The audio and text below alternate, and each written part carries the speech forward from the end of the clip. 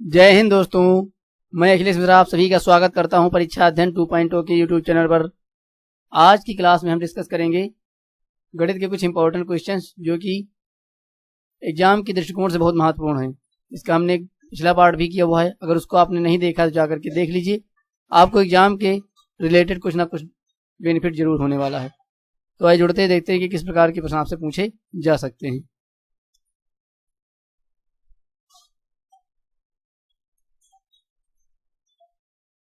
पहला क्वेश्चन दिया गया है कि एक विभाजन के प्रश्न में भाजक का 5 गुना है। एक विभाजन के प्रश्न में भाजक भागफल का 5 गुना है और शेषफल का 4 गुना है। यह शेषफल 5 है तो भाज्य क्या होगा। तो इसको करना कैसे है, आप जानते हैं, क्योंकि इसने दे रखा कि भाजक जो है, भाजक दे रखा है वो शेषफल का 4 गुना है, यानी 4 गुणे शेषफल। तो अगर मैं यहाँ सॉल्व करूं, शेषफल मुझे क्योंकि 5 दे रखा है तो 5 यहाँ पर रख देंगे तो हो जाएगा 5 चौको 20, यानी यहाँ पर जो भाजक निकला वो 20 निकला। लेकिन पहली कंडीशन में कह रहा था कि भाजक भागफल का 5 गुना है, या इसका उल्टा भी कह सकते हैं कि जो भागफल है वो भाजक का 1/5 गुना है, ऐसा भी कह सकते हैं। उसका 5 गुना कहें या उल्टा कहते तो 1/5 गुना कह सकते हैं। तो इस प्रकार से हो जाएगा। अब क्योंकि हमने भाजक शेषफल की सहायता से जो 20 निकाला उसको यहाँ पुट करेंगे और उसको 5 से कैंसिल आउट करेंगे तो हमारे पास आ जाएगा 5 चौको 20, यानी कि भागफल 4 आ गया। अब उसने भाज्य पूछा है तो आप भाज्य जानते ही कैसे निकालते हैं। भाज्य निकालने के लिए भाजक गुणे भागफल होता है, तो भाजक 20 था, भागफल 4 था और शेषफल तो हमें दिया हुआ था 5 पहले से ही, तो 20 चौको 80, 5 ये हो जाएगा 85। तो अब यहाँ पर जो हमारा आंसर आ गया वो गया 85। इस प्रकार से करते, यानी वो करना कुछ नहीं भाई, इसने बोला अगर जल्दी से करना तो क्या करेंगे, भाजक शेषफल का 4 गुना है तो भाजक हो जाएगा, आप देखेंगे कि 20 हो गया कि नहीं हो गया। इसके बाद भाजक भागफल का 5 गुना है तो यहाँ से हम भागफल निकाल लेंगे, तो जो 20 आएगा उसको क्या करेंगे 5 से डिवाइड कर देंगे तो क्या आ जाएगा 4 आ जाएगा। फिर क्या करना है, 20 को 5 से गुणा करना है और उसमें को क्या करना है 5 जोड़ देना है, तो 20 चौको 80 और 5 85। जल्दी से इस प्रकार से आप इसको कर सकते हैं। तो उम्मीद करता हूँ प्रश्न आपको समझ में आ गया होगा। चलते हैं नेक्स्ट क्वेश्चन की ओर। नेक्स्ट क्वेश्चन दिया गया है कि निम्नलिखित भिन्नों में से सबसे बड़ी और सबसे छोटी भिन्न क्रमशः है। तो ध्यान से समझिएगा, क्योंकि ऐसे प्रश्न आपसे रिपीटेड होते हैं, पूछे ही जाते हैं बार बार, क्योंकि सीटेट का जो पैटर्न होता है वो सेम होता है। उसमें प्रश्नों में आपको डिजिट बदल करके दे देगा, लेकिन बहुत कोई ज़्यादा चेंजेज आपको देखने को नहीं मिलते हैं। तो यहाँ पर दिया हुआ है कि 1/2, फिर 1/3, 4/5, 5/6 और 3/4।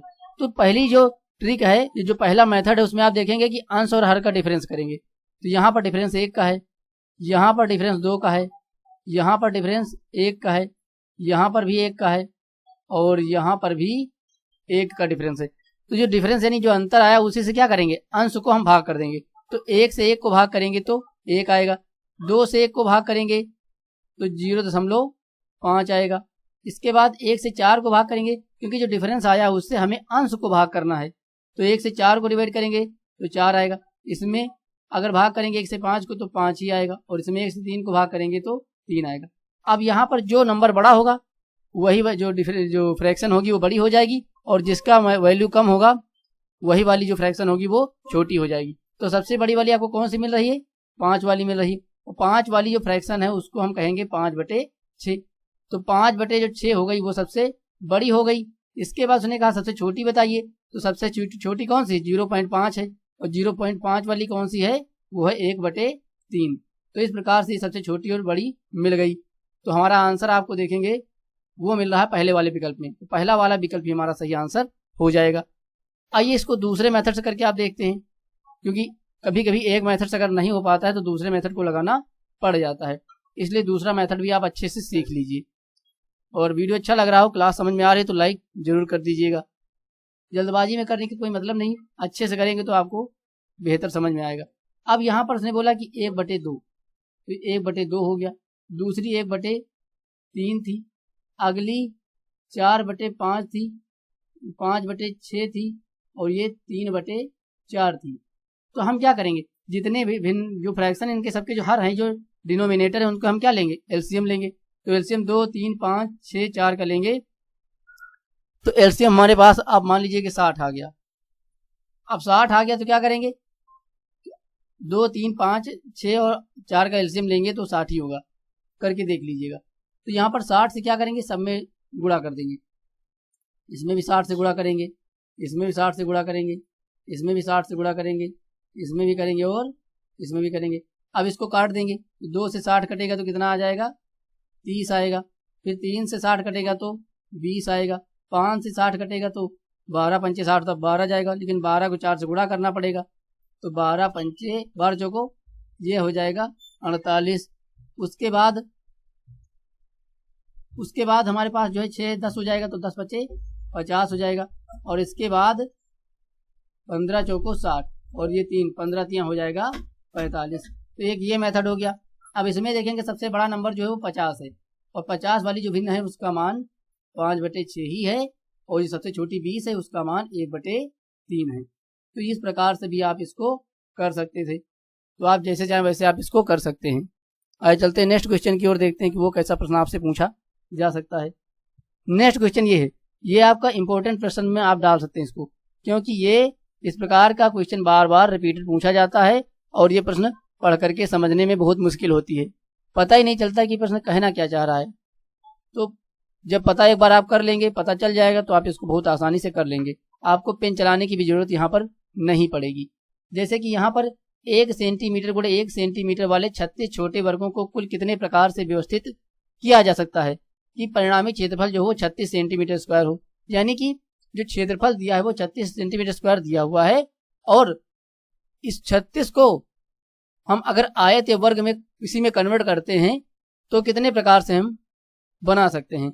एक आयत को हम किस प्रकार से, कुल वर्ग, मतलब कुल वर्ग में आपके वर्ग और आयत दोनों हो सकते हैं, ये जरूर ध्यान रखिएगा, जो कुल वर्ग यहाँ पर लिखे हुए हैं। तो यहाँ पर हमारे पास क्या है, 36 है। अब 36 को अगर हम सॉल्व करना चाहें, ब्रेक करना चाहें, तो कितने प्रकार से ब्रेक कर सकते हैं। एक तो 36 गुणे 1 कर सकते हैं, जहां पर लंबाई आपकी 36 हो जाएगी और चौड़ाई 1 हो जाएगी। इस प्रकार से अगर दोनों का गुणा करेंगे तो वर्ग जो होगा उसका क्षेत्रफल 36 ही रहेगा। दूसरा हो जाएगा 18 दूना 36। इस प्रकार से भी आप तोड़ेंगे तो भी आपका क्षेत्रफल 36 रहेगा। उसके बाद 12 गुणे 3, 12 3 36 इस प्रकार से भी तोड़ सकते हैं। फिर 6 गुणे 6 कर सकते हैं, और अंत में 9 चौको 36 आप कर सकते हैं। तो इस प्रकार से देखेंगे आपको कितने मिले, 1 2 3 4 और ये मिला 5। यानी कि 36 अगर सेंटीमीटर स्क्वायर क्षेत्रफल का कोई एरिया है, क्षेत्रफल किसी वर्ग का या आयत का, तो उसको हम इतने प्रकार से यहाँ पर ब्रेक करके वर्ग या आयत को बना सकते हैं। यानी यहाँ पर टोटल हमने कितने मिले, 5 मिले। तो हम 5 प्रकार से इसको व्यवस्थित कर सकते हैं, अरेंज कर सकते हैं। तो उम्मीद करता हूँ यहाँ भी आपको समझ में आ गया होगा। नेक्स्ट क्वेश्चन दिया गया है कि एक संख्या 50 के आधे से अधिक है, यह 3 दहाई से अधिक पर 4 दहाई से कम है। इस संख्या का इकाई का अंक दहाई के अंक का 2 गुना है, संख्या क्या है। तो ऐसा प्रश्न सीटेट में अब तक के जितने भी सेट हुए हैं पुराने 2022-23 या 21-22, उन सब में ये पूछा गया है। तो ये भी आपका इंपॉर्टेंट में ही आता है, लेकिन ये आपको बहुत आसानी से हो भी जाता है, बहुत कम समय लगता है, कुछ ही सेकंड में हो जाता है। तो यहाँ पर इसने बोला कि 50 से अधिक है, तो यहाँ पर आपको करना क्या है, पहले मैं आपको ये बता देता हूँ। आपको कुछ नहीं करना होता है इसमें, केवल आपको ध्यान देना कि कोई एक आपको स्टेटमेंट जो लाइन है वो उठानी है, और जो ऑप्शंस दिए हों उनमें अप्लाई करके देखना है। तो जो भी कंडीशन अप्लाई हो जाएगी वही हमारा आंसर हो जाएगा।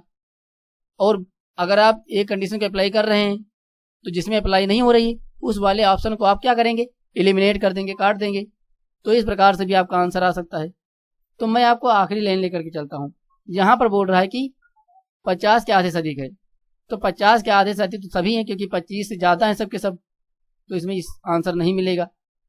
3 दहाई से अधिक 4 दहाई से कम, यानी क्या होगा, वैल्यू जो होगी वो 3 दहाई से अधिक यानी 30 से ज़्यादा होगी और 40 से कम होगी। आप इस प्रकार से भी कह सकते हैं।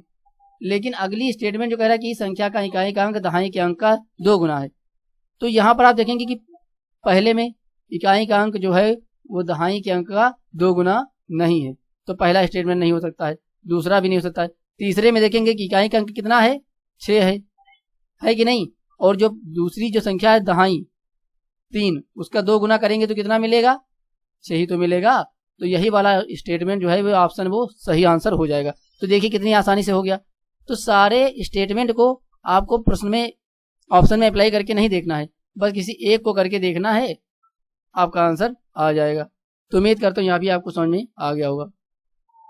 नेक्स्ट क्वेश्चन दिया गया कि एक ऑटो रिक्शा का मीटर पहले 2 किलोमीटर की यात्रा के लिए 25 रुपए का और उसके बाद प्रति किलोमीटर की यात्रा के लिए 8 रुपए भाड़ा दिखाता है।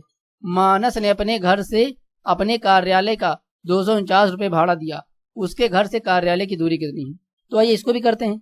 तो भैया पहले जब 25 रुपए दिया, क्योंकि टोटल जो उसने किराया दिया है वो 249 रुपए है। अब 249 में 2 खंड होंगे, क्या होंगे, एक हो जाएगा 25 रुपए का, क्योंकि पहले 25 का भाड़ा तो उसने फिक्स कर रखा कि कितने किलोमीटर जाना है। तो अब बचेगा कितना, ये बचेगा 224।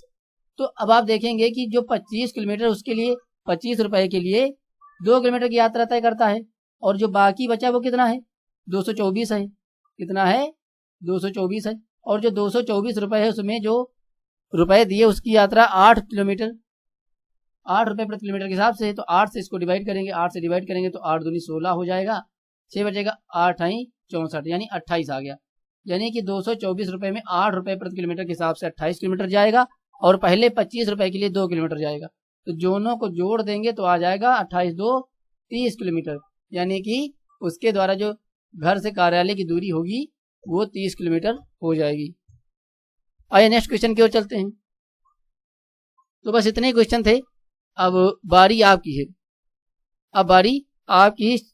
अगर वीडियो आपको अच्छा लगा हो तो इसको लाइक कर दीजिएगा, चैनल को सब्सक्राइब कर दीजिएगा, पहली बार आए हैं। और इस वीडियो को देखने के लिए आपका बहुत बहुत धन्यवाद, थैंक्स। मिलते हैं नेक्स्ट वीडियो में, तब तक के लिए आपका समय शुभ हो। Thanks for watching.